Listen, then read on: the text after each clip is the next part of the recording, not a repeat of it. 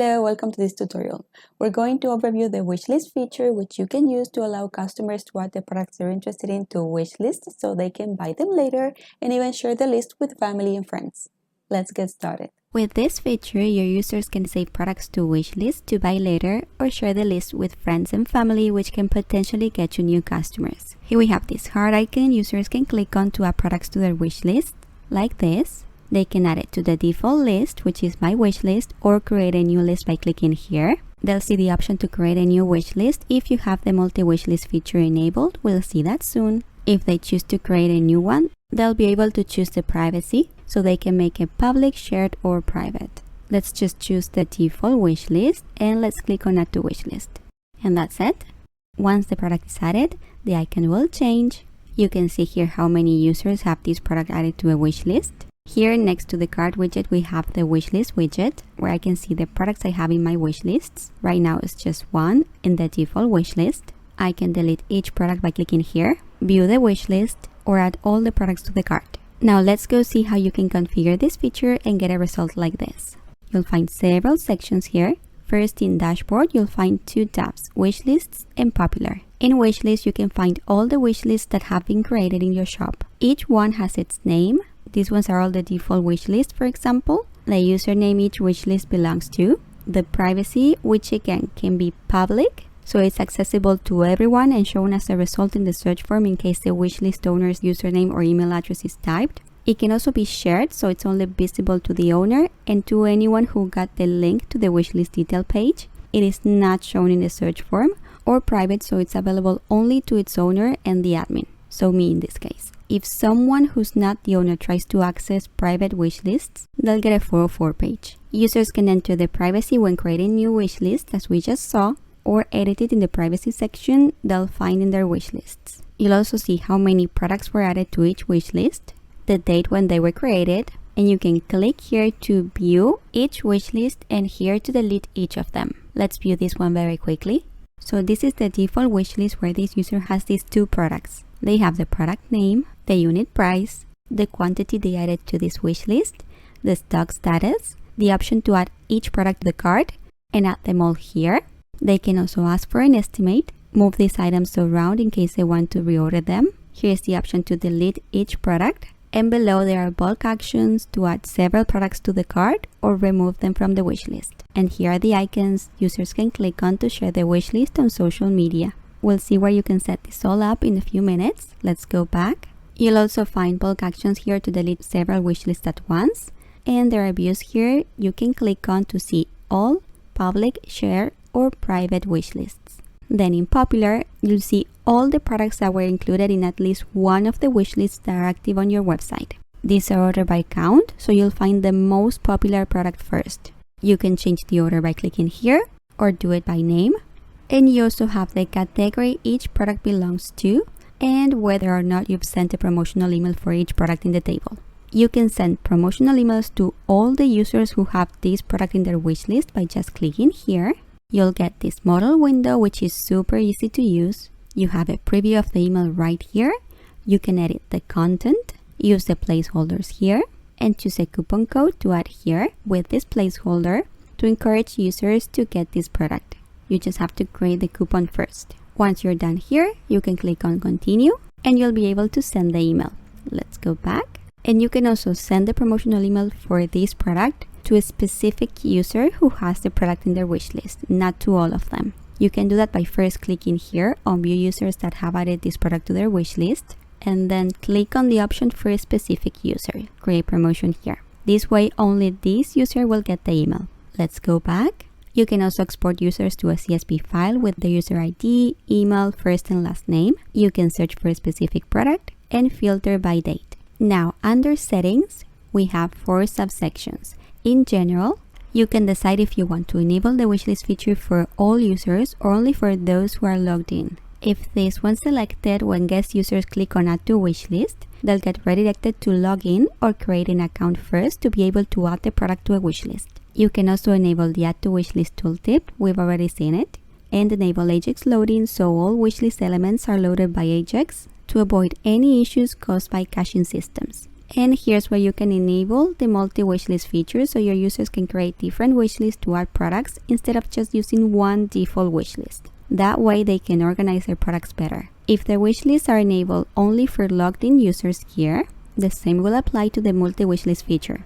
But if all users is selected, you'll be able to select whether all users can use the multi-wishlist feature or only logged in users. And if this option is disabled here, users will only be able to add products to the default wishlist and it will be public. No other privacy settings can be applied then. Let's go to add to wishlist now. In this first section, general settings, you can configure the general actions that are triggered when a user clicks on the add to wishlist button. So you can choose what happens when users click on add to wishlist. You can have the product automatically added to the default list. You can show a model window to allow users to choose a wishlist. That's what we saw before. Or you can show a drop-down to allow users to choose a wishlist to add the product. You can choose to show a notice or a model window when a product is added to a wishlist. If you select this option, show a model window, you'll be able to decide if you want to have the model automatically closed or leave it open. And here you can choose what will happen with the wishlist button and icon when a product has already been added to a wishlist. You can have an add to wishlist button, a view wishlist link, a remove from list link, or a model window where users can move and remove the products if the multi-wishlist feature is enabled. Then in the loop settings section, you can enable this option so the add to wishlist feature is visible on the shop, category pages, product shortcodes, product sliders, and all the other places where the WooCommerce products loop is used. You can choose its position in loop and on product images. This is the hot icon position. You can choose the icon style, which can be fixed or visible on hover. And you can enable this option to show the count of users who have this product added to their wishlist. And below you can choose the position of the add to wishlist button or link on product pages. Right now it's after the add to cart button. And you can enable the option to show the count of users that have the specific product in their wishlists. Let's see that. So we have the add to wishlist link here and the number of users that have this product in their wishlists. Back. In wishlist page, you'll find options to configure the wishlist page and the wishlist detail page. First, for the wishlist page, you can pick a page to be the main wishlist page. By default, a wishlist page is generated and it includes the wishlist shortcode that inserts the table of all products added to the wishlist. You can choose the traditional or the modern grid. So this is the wishlist page with all the wishlists that have been created. This is the traditional style. Let's go back and I'm going to change it for the modern grid. Save options. Let's go see that. And this is the modern grid. So if I had more wishlists, I'd see them here with the product, the option to edit the wishlist name, the items, the visibility, when they were created, the option to download the wishlist and to delete it. Back. Then you can decide if you want to show this in the wishlist page for each wishlist. The number of items in the wishlist, the date of creation, the option to download a PDF version, the option to rename the wishlist, and to delete it. We just saw all of this. And you can enable this option to have users create a new wishlist in the pop-up instead of the endpoint. And here are the options for the wishlist detail page. This is the specific page we get when we click on a wishlist. You can choose between 3 different layouts for the product list. We have the traditional one. Let's see that. Okay, so this is the traditional layout. Let's change it to modern. Save. There we go. This is the modern grid. We have the product and all the info here, the option to add to cart, delete, and check here in case we want to apply bulk actions. Back. And let's change it for only images with info at click. And here it is. So we only have the images and I have to click on the product to get the information and the options. Let's close this and let's go back. Then you can choose if you want to show the product price in the wishlist table, the stock, the add to cart option for each product, and more. You can also enable the add all to cart here. And by enabling this last option, you can show the icons to have users share their wish lists on social media. If this is enabled, you can check the icons here you want to show, like Facebook and Twitter. Then, in Ask for an Estimate, you can enable this option so users can ask for the final price of the products they added to their wish list. So, you, the admin, gets an email with a link to the wish list they're asking for an estimate. And you can enable this option to give users the possibility to add notes to the request. In case the user who's sending the request is not logged in, they'll see an email field so you can get their email and reply to them to send the estimate. You can also add other fields by clicking here.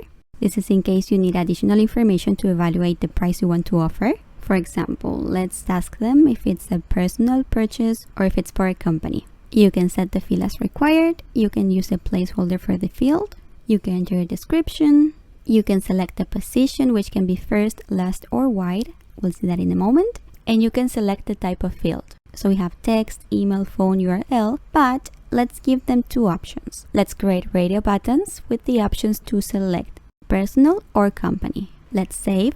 And now we have to enable the field. Otherwise, it won't be added. Save options. And let's see that. So we're in this wish list. Let's click on ask for an estimate. Great. So this is the field that we added. We have the label asking if it's a personal or a company purchase. We have the two options, personal or company. These are required, as you can see. And we have the description. This is the first position. This would be the last position. And this is wide.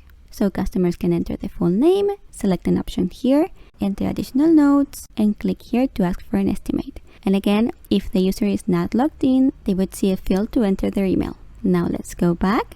And then we have email settings.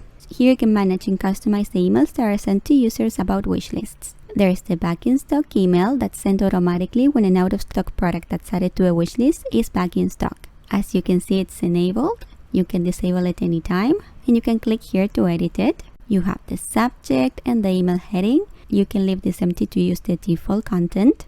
And here you have the product and category exclusions. You can enter products or categories you don't want to include in this email notification here. Then you have the email type and the email content. Once you're done editing it, you can save. Then there's the on sale item email. This is meant to send notifications to users when a product in their wish list is on sale. It's also enabled, and we have the same options: subject, email heading, product and category exclusions, email type, and email content. As you can see here, there's an unsubscribe placeholder. Users can click here to unsubscribe from these emails. Let's close this. So these two emails are enabled because they're automatic. They're sent when a product in a wish list is back in stock or when it's on sale. There's no option to enable these two emails because they're sent manually. The ask for an estimate email is the email you will get when the user clicks on ask for an estimate and fills in the information. You can click here to edit it if you want to. You can enter the recipient to make sure you get the email. You can send a copy to the user. And the promotional email is the one we saw in Dashboard Popular, which you can manually send to all the users that have added a specific product to their wish lists, or to a specific user who has that product in their wish list to offer a coupon code to get the product. You can click here to edit it as well. Last, in customization, you'll find options to customize the style of the feature. You'll be able to set the colors of the Add to Wishlist tooltip, decide if you want to use the default heart outline icon, choose a different one, or even upload a custom icon, set its color, and enter custom CSS here in case you want to. Then you can choose the style and colors of the Add to Cart button, the Facebook share button. Here's where you can decide if you want to have the default social media icon, upload a custom icon, or show the social label without the icon. You have the same options for the other social media platforms. And you also have some style and color options for the models and for the ask for an estimate feature. And that's it. That's how easy it is to configure the options and include the wishlist feature in your store. Okay, so you can configure and use this feature. See you soon in the next video tutorial.